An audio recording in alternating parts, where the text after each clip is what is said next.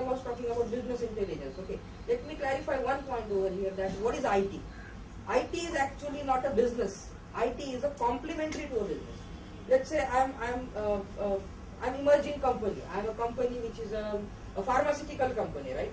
So I don't have to deal with IT. I don't know if let's say I'm a CEO of a company. So I don't want to know what is computer, what is server, what is SharePoint, what is .NET, what is Java, and all those stuff. I don't want to know these things.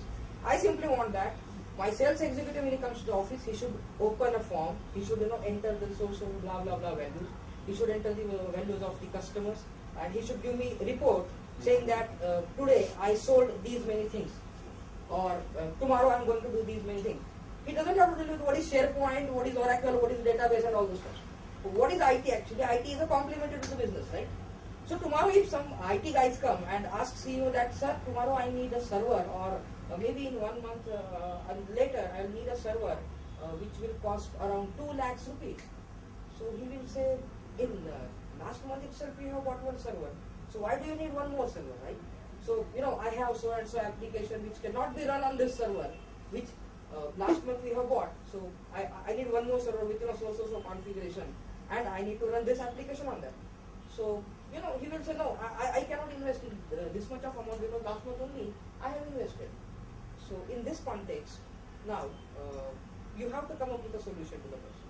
Because IT is not a business. What is the ultimate business of that company? It's a pharmaceutical company who manufactures medicines and all those stuff, right? So, IT is a complementary to the business. IT is not a business. This is one thing. So, cost matters. So, number one is what? Cost. Why we are learning now cloud computing? Why we are understanding cloud computing? So, very first thing is inefficient usage of IT infrastructure. So again, being an administrator, lots of you must have seen performance. You must have, the performance and the resource utilization is one of key concern of we guys, we IT guys, right? When you run an application, if you could just track a performance, you would see that an application is using only 10% or 20% of performance. What about rest of 80% of performance? I hope you are getting me, right? Yes.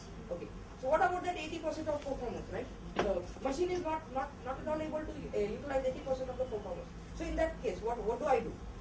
So shall I keep this thing idle? If I keep this thing idle, then what about my 80% of performance? So I need to utilize that 80% of the resources being used.